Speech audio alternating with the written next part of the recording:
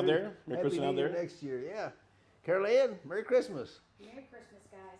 Everybody's all in the Christmas spirit and Yep. joy and what do you call peace and goodwill towards men And dogs. and dogs. Yeah. Yeah. Especially around here and dogs. That's and right. Dogs. So, all right, folks, we got a brand new camera system up.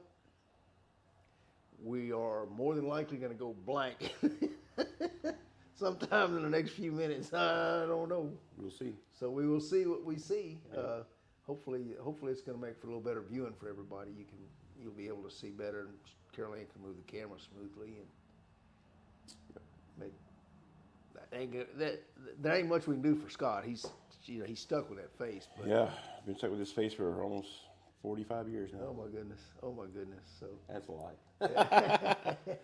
50 years now. so we're gonna jump into something that gets controversial and makes people all hot under the collar, Yes. as well as other places that they get hot under. We're going to discuss this thing about dogs that rebite. I'm going to preface this with, you see, I've been reading books lately. I preface this. Absolutely. I'm going to preface this with a statement. Everyone trains the way they want to train, and they get good at what they're doing by committing themselves to that. I have been fortunate in being able over the years to go through everything from AKC to military world championships and whatever lies in between. And because of those opportunities, there's a lot of things that I do that are not often seen. I also had the opportunity to have a commercial guard dog company where we had to put dogs out and they had to stop people. So what we're going to talk about tonight is sort of that, in that vein. And I'm not saying anybody's doing anything wrong. I'm saying everybody's doing what they learned, the way they learned it, okay? And the ones that are good at it are very good at what they do. But sometimes they may not be using it in an application that they think they're working, all right? Yes, that sounds about right, yeah. Sound about right? Yes, sir. Did you discover anything in particular you wanted? We showed the video last week of my dog Cochise working, biting, and then removing several body parts of the agitator whenever he tried to strike you. Yes, and on that, I have to say, I had a few comments a few weeks back about, rebiting is not right, and dog needs a full bite grip. Okay, let me emphasize on this that the rebite that we are inquiring on is the rebite, targeting rebiting, or rebiting, a defensive rebite. Rebite is also known as a dog, we call it typewriter. Rebiting. We don't want that. You notice this Cochise last week had a full bite, release, and rebit with a full bite. Mm-hmm. So just to make that clear, that's the translation. We don't call it rebiting as for sake of rebiting. We call it typewriting or, dirty bite or, Right. To us, a rebite is defensive rebiting. Right. Full bite's going to rebite an oncoming obstacle that will hurt the dog, detrimental to the dog. Yep. And it's a little off the script, or we thought we always have a script. We've never stuck to it yet. Why am I worried? Huh? But if you're let's just get into some of this and see where we go. Absolutely. First off, where everybody learned how to do bite work, protection work, was through the sports, either Schutzhund or French ring. When I started working with dogs that bite, there was no Schutzhund, there was no French ring. There were cops and there were junkyard dogs. Cops were canines and junkyard dogs. And there wasn't a lot of difference between the junkyard dogs and the cops' dogs, So the scientific application from Schutzhund was amazing. But remember, Schutzhund, French ring are both certification systems set up originally for either the German Shepherd and Schutzhund or the Malin French ring. They were never started to be a security dog thing. But people figured out how they could get into that market by buying these ready trained dogs that knew how to bite. And all they had to do was come up with a solution for why those dogs were not what police officers at the time considered street worthy. For instance, because I was working with some police officers at that time when Schutzen first came in, and I was totally in love with Schutzen. And they would say, you know, I don't want my dog to do a bark and hold if I send him in after somebody in a dark building. If I send my dog in after somebody, I want him to bite. I don't even want him to bark. I just want him to go in there and maul that mother. Well, but if your dog's doing that, and the thing about rebiting, because cops' dogs, canine dogs in the 60s and 70s were pretty well known for biting all over people. It's going to look so terrible when you go to court. Oh my God, they're going to think the dog is just using too much force. You can't do that. He should bite and hold in one place and never ever let go. So whenever a working police officer came up with a reason why something that wasn't practical came from a sport, the brokers who were importing these dogs and selling them found a solution as to why this sport ring certification style would fit on the street or was necessary on the street. French ring had countering in because they're dodging the dog a lot, right? So if these dogs, and there's a lot of leg bites, and if these dogs come in and grab somebody around the ankle and pull, decoys going on his butt. Absolutely. So to make sure they had an abundant supply of decoys willing to do this, they didn't want them falling on their butt all the time. So they taught their dogs to counter in. And when push, there, thanks. Counter in is a push. Counter in is a push. Dogs pushing. Like an offensive line holding that defense back. Pushing. Yep. Right. So, and when American brokers started bringing French ring dogs over to sell to police departments, and the cops said, why is he pushing into me like that? Well, they came up with a reason. So he can get a fuller mouth bite. So he's pushing in and he gets more and he pushes in, and he gets more and he pushes in. When in truth, if the dog hadn't bit full on the first hit, he probably needs to go back and be trained a little bit. So those are the two big differences. Comments, what do you think?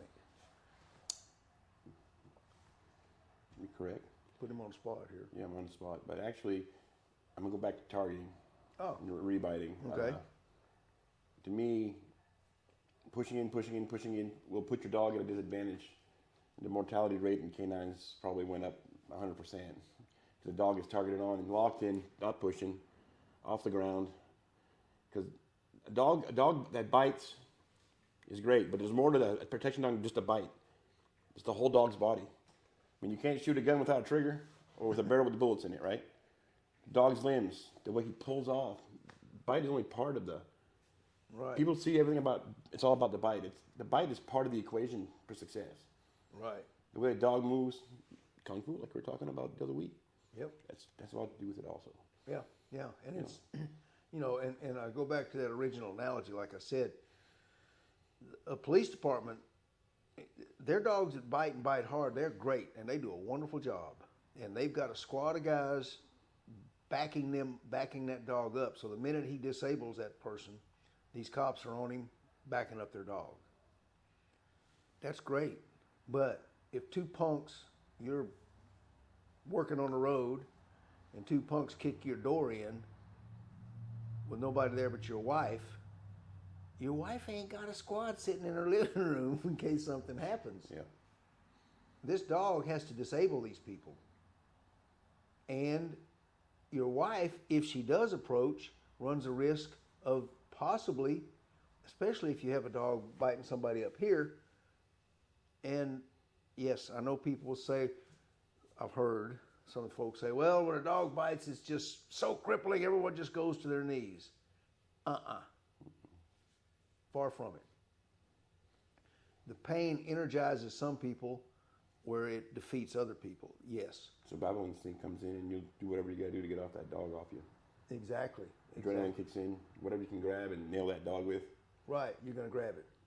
Yeah. And if you don't do anything else, especially if these dogs are targeted for this bicep, if a dog bit in the first place, the the people breaking into your home would have to go, here, doggy, this is the place. Because targeting a spot is just like Sleeve Happy used to be the thing they had against Schutzen. The dog's only going to bite a sleeve. So, but if he did happen to bite somebody there, all I'd do is just, and then fall on the dog and break his neck. 14 seconds, huh? Yeah, yeah. So what we want to do, and if you ever attended a canine pro sports trial, you know, for the certification, the rule book lists everything that a dog should do and what the dog should, the judge should, how the judges will judge your dog. And the picture for protection dogs, security dogs, is simple. The dog must be able to intimidate, dominate, and control the attacker. You can't control the attacker if you're hanging from their arm, sucking on the pacifier. Well, that's where all the recalls and outs come in the guards. Because police dogs do that. There's different training systems, and, you know, I'm not going to, but there is a guard system where you need to get your dog off your bite anyway to guard. Right. You recall your dog to you, reset him. You know, if someone else is coming another way, the dog, you know, that's double jeopardy, but it still works. Yeah. But, yeah. you know, just because the dog is biting does not mean he's going to mobilize a target or multiple targets. No. So, and I'm not speaking from what I figured out in my head, what I think in my head. I'm speaking from watching people, seeing people get bit, seeing the aftermath of a bite, seeing the aftermath of a fight, going to literally gang wars and breaking them up on my customer's property.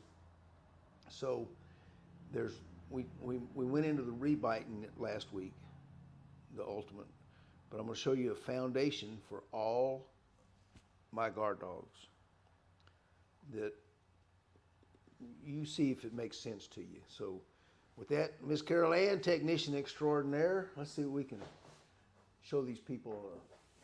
1 second.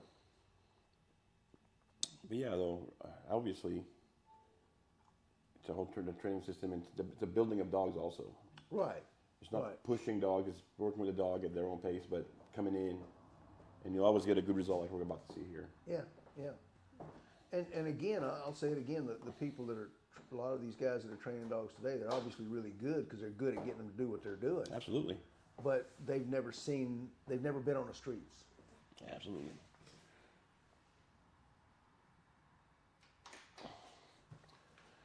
So this is a 7-month-old Western Shepherd. Scott was working last night. And I'm going to show you the big difference between countering and what you want to teach a street dog to do.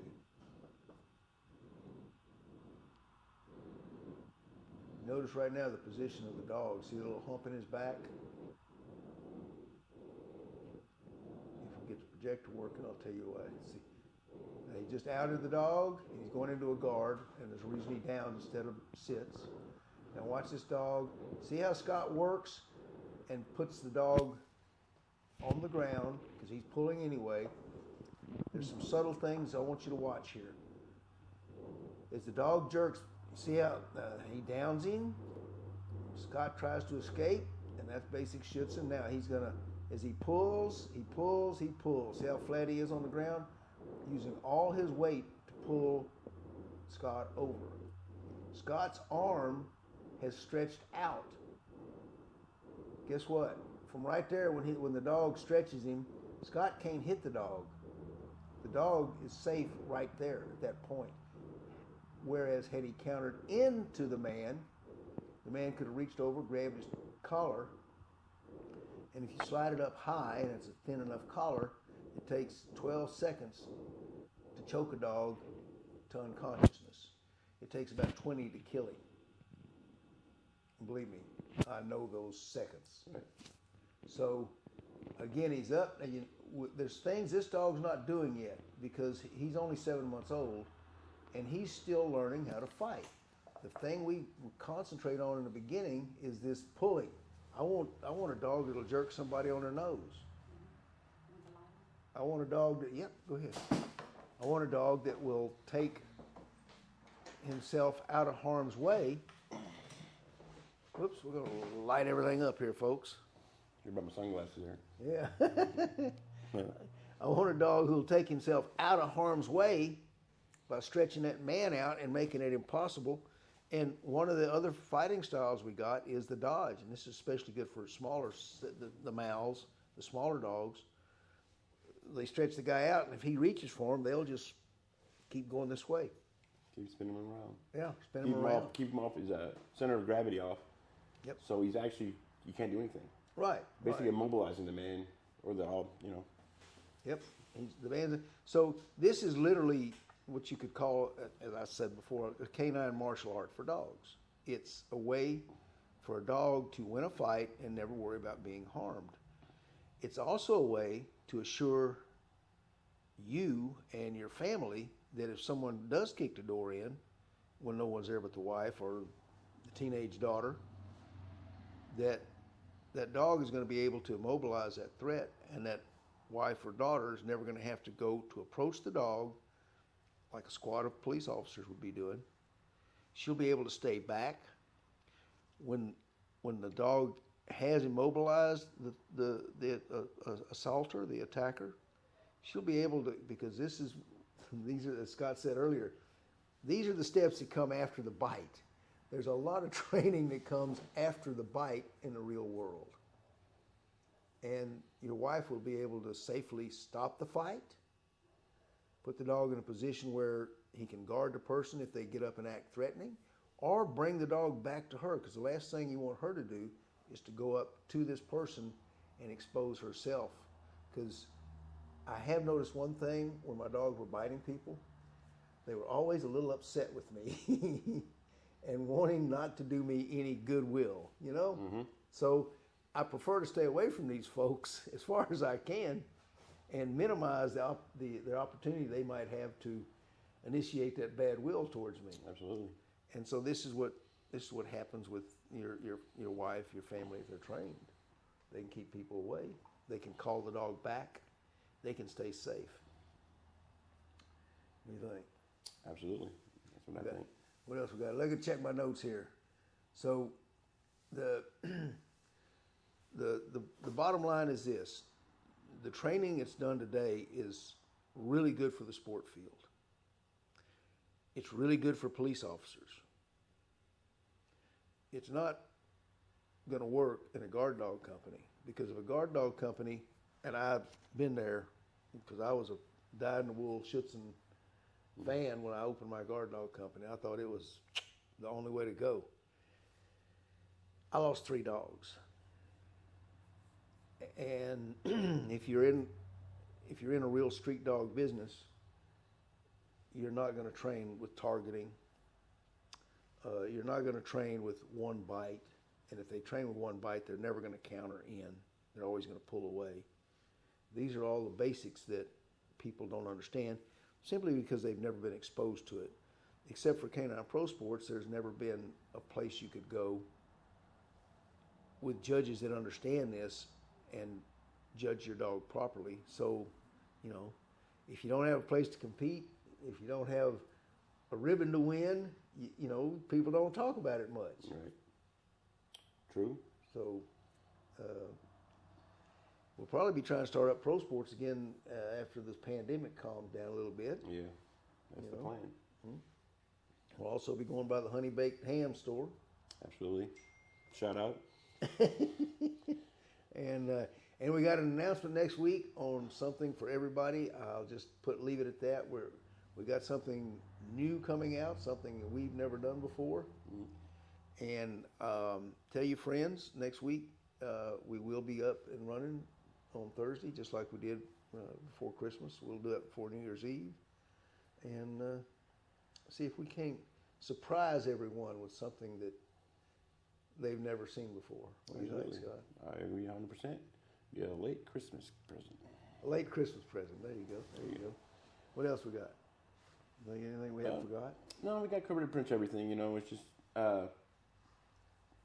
take the information at will. You know, this is I'm living this right now, and I'm seeing a true wave, because I put myself out there, and I always think about the person that's holding that dog, and like my wife or my family there, and You need that dog to do what it's supposed to do. Right. I mean, it's a whole different bracket, like you're saying. It's not sport. It's not canine, police dogs, or military dogs. This is for people on the street that live every day.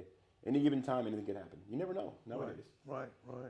You just want your dog trained the right way, and Exactly. you know, for you and the dog also, because you want your dog to come back to you. You don't want to spend all that time and energy and resources in this dog, and the dog doesn't make it out of the fight because it wasn't Properly to- trained. probably properly trained for something, but maybe not for street work. Yeah. So that's a good way to put it. Scott's always got a good way to clarify things. Yep. So I guess we'll sign her off and hope everyone has a really good Christmas and Yep. Everybody have a yep. Yes, sir. Santa brings you everything you're looking for and four more things in addition. Absolutely. And don't eat too much ham, as I did.